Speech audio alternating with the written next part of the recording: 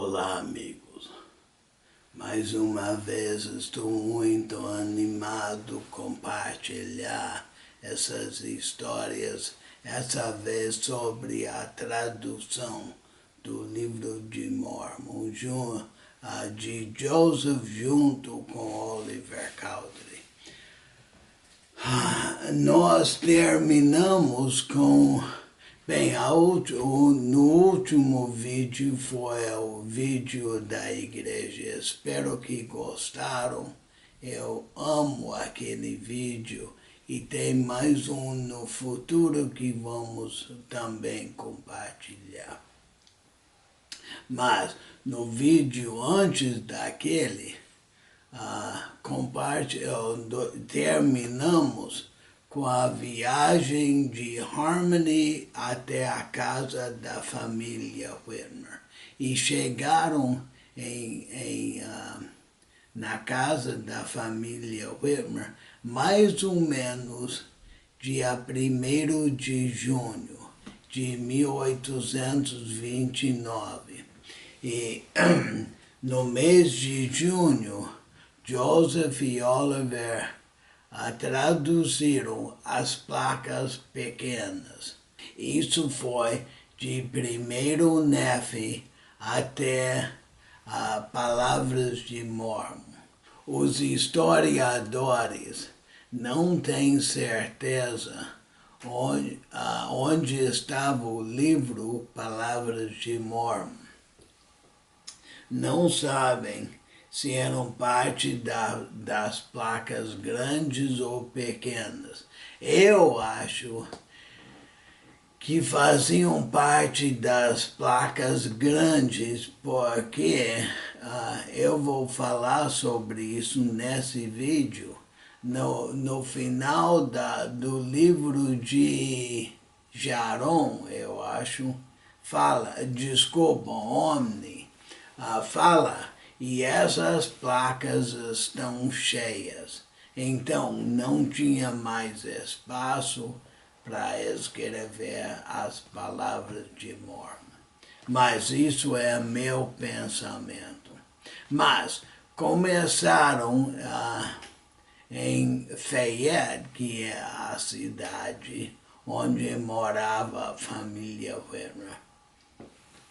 Começaram em 1º Nephi. E imagina Joseph e Oliver traduzindo o capítulo 9 de 1º Nephi. Versículo 2 fala o seguinte: E agora, conforme falei sobre estas placas, eis que elas não são as placas nas quais faço um relato completo da história de meu povo, pois dei o nome de Nephi às placas nas quais faço um relato completo de meu povo. Elas são, portanto, chamadas de placas de Nephi, segundo o meu próprio nome, e estas placas também são chamadas placas de Nephi. Agora, dá uma confusão aqui, porque ele disse,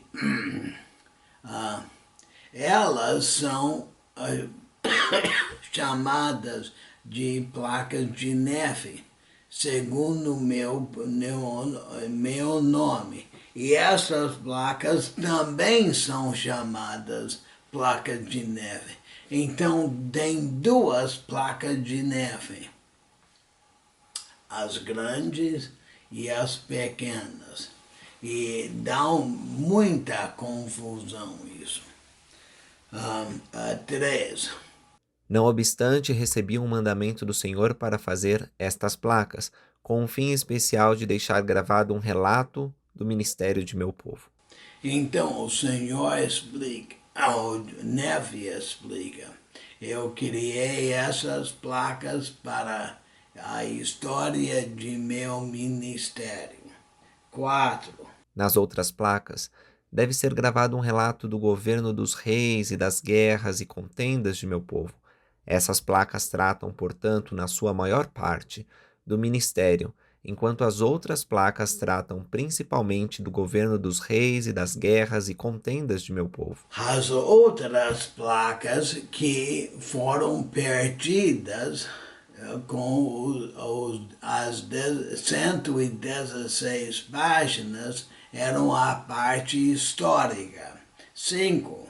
Ordenou-me, portanto, o Senhor que fizesse essas placas para um sábio propósito seu, o qual me é desconhecido.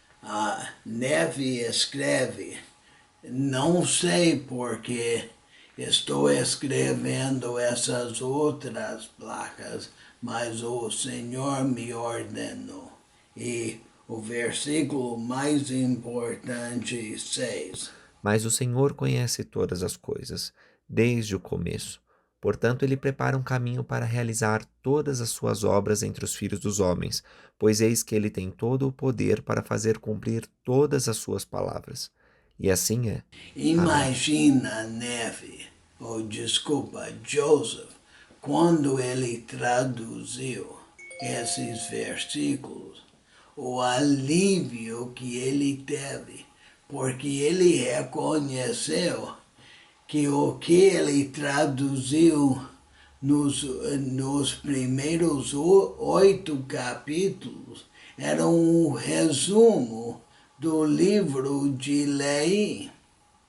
Então, aquelas 116 páginas foram resumidas nos 8 primeiros capítulos de primeiro Nefi. Imagina o sentimento de Joseph reconhecendo que tudo não foi perdido, que o Senhor compensou para o fracasso dele e do Martin Harris e resumiu aquele registro, que Nefi resumiu.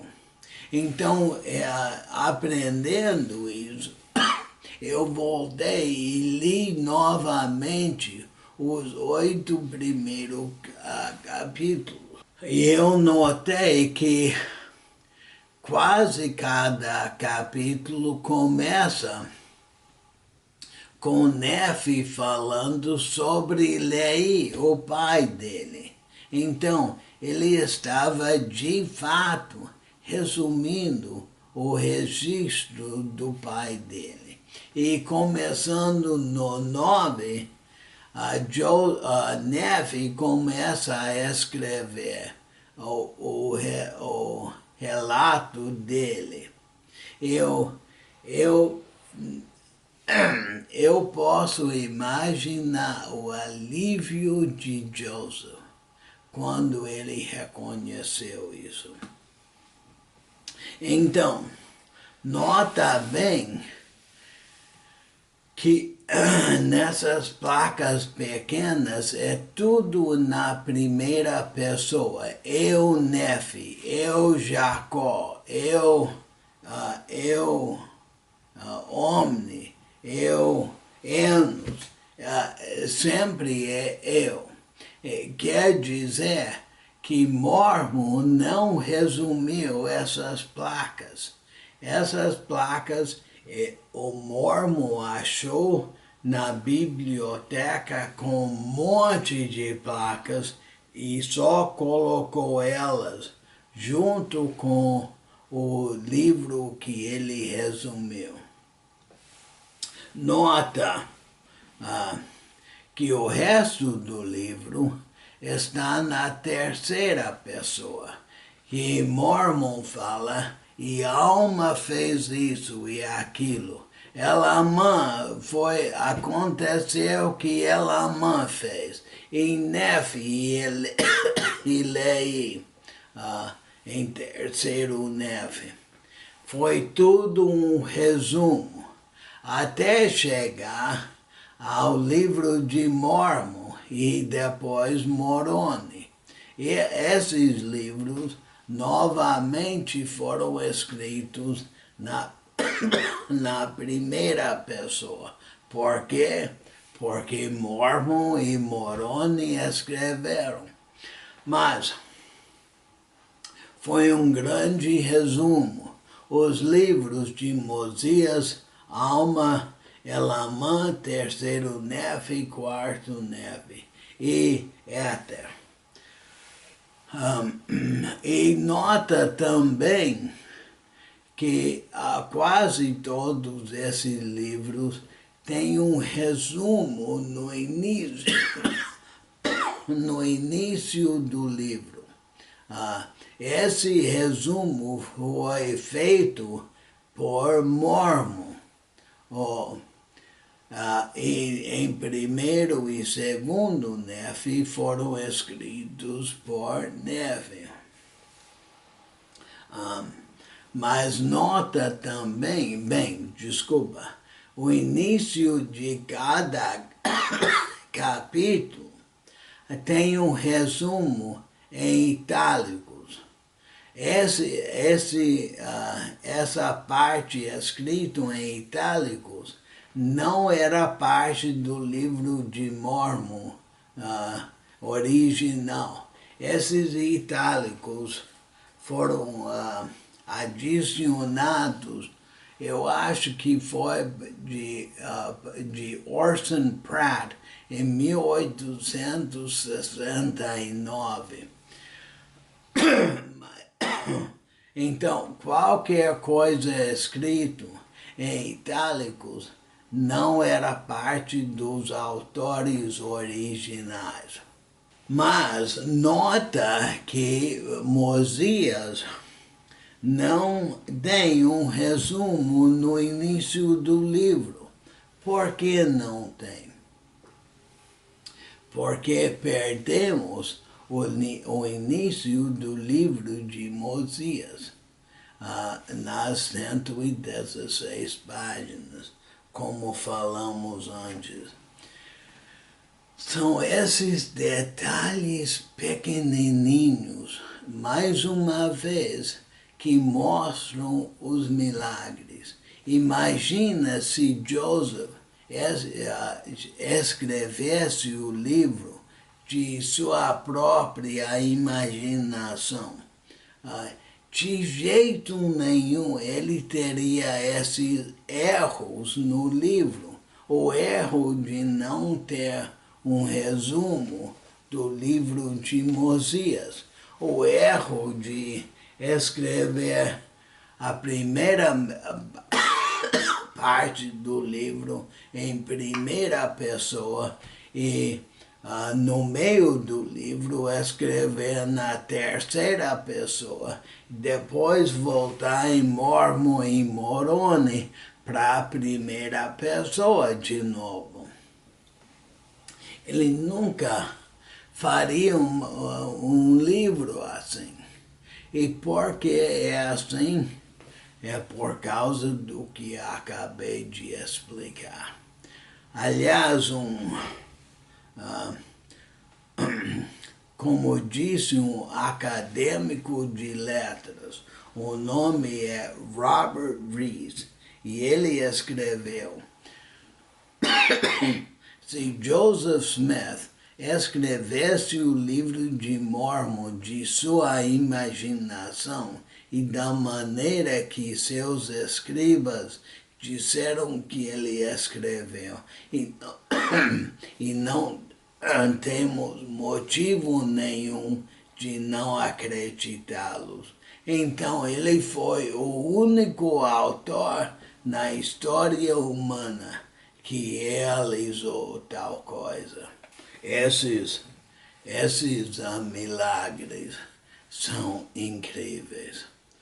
Então, continuando, Joseph já sabia que ia ter 3 testemunhos do livro de Mormon. Imagina quando Joseph leu de novo em 2 Nefe 27, onde fala mais 2 vezes que ia ter 3 testemunhas. E ele orou e sentiu pelo Espírito Santo que era para ser Oliver Cowdery, David Whitmer e Martin Harris. Vamos pensar sobre Martin. Ele já tinha fracassado em perder as 116 páginas. Mas ele arrependeu e ele foi escolhido para ser um dos 3 testemunhas.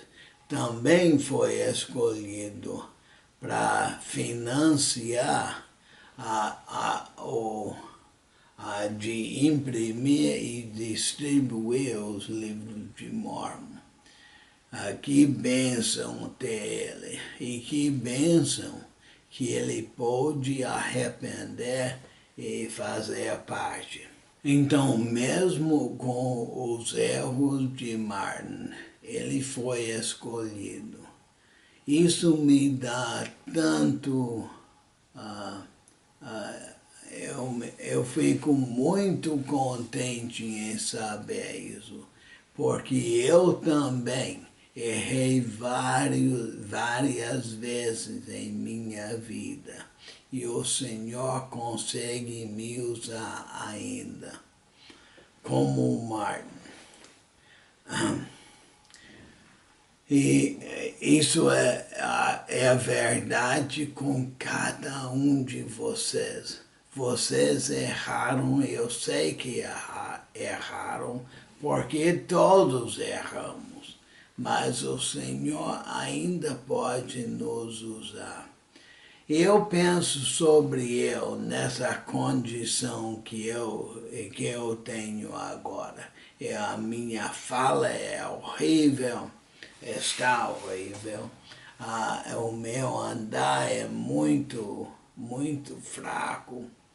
Mas o Senhor ainda pode me usar. E eu tenho refletido sobre isso. Eu fui ao Brasil com 10 anos de idade. Aprendi a falar português quando era rapaz. Voltei para fazer missão e para ser presidente de missão junto com minha esposa. Depois ele nos chamou para ser o diretor dos lugares históricos em Palmyra. Tudo isso em preparação para que eu pudesse fazer esses vídeos para ajudar meus amigos brasileiros a amar o profeta Joseph e aprender os detalhes onde se encontram os milagres. E o Lucas Guerreiro, com quem eu trabalho, ele me puxava a minha orelha dizendo que eu tinha que fazer esses vídeos. E eu falei, não, mas as pessoas vão ficar bem chateadas com minha fala tão devagar. E ele disse, isso não importa, você tem que fazer. E eu sinto que ele foi inspirado, que o Senhor me preparou, mesmo com essa doença e com essa fraqueza que eu tenho, ele me preparou para poder fazer isso. E você? Ele está preparando ou já preparou você para fazer o quê? Agora é fácil você dizer, mas eu nunca vou ser presidente de missão, eu não vou ser o diretor de lugares históricos, mas o Senhor tem me ensinado muitas vezes que o trabalho dele geralmente é feito pessoa por pessoa, uma a uma. Então, você não tem que fazer essas coisas. Você tem que estar preparado para o Senhor te usar para ministrar a uma pessoa. e ele vai te usar. E quando você estiver preparado e é o tempo dele, ele vai te usar. E se você não estiver pronto, ele vai ter que ir para o plano B, para usar uma outra pessoa. Lembra de Doutrina e Convênios 9, versículo 12. Pois não vê que pois não vês que, para compensar, dei força suficiente a meu servo Joseph, e a nenhum de vós condenei. E você tem que se preparar para ser o plano B para alguma outra pessoa que não pode, por qualquer motivo. Vamos falar sobre mais uma coisa. Vocês sabem que enquanto Joseph e Oliver estavam em Harmony, que João Batista veio e restaurou o sacerdócio arônico. E alguns dias depois, Pedro, Tiago e João vieram para restaurar o sacerdócio de Melquisedeque. E nós pensamos nesses dois eventos como a restauração do sacerdócio. Mas esses dois eventos foram apenas dois eventos num processo longo em restaurar o sacerdócio completo. Por exemplo, Joseph fala em Doutrina e Convênio 128, versículo 20, quando ele está gritando hosanas sobre tudo que tem acontecido com ele. E ele fala: ouvimos a voz de Pedro, Tiago e João em Harmony, declarando-se possuidores das chaves do reino e da dispensação da plenitude dos tempos, e também a voz de Deus no quarto do velho pai Whitmer. O que é isso? A voz de Deus no quarto do velho pai Whitmer.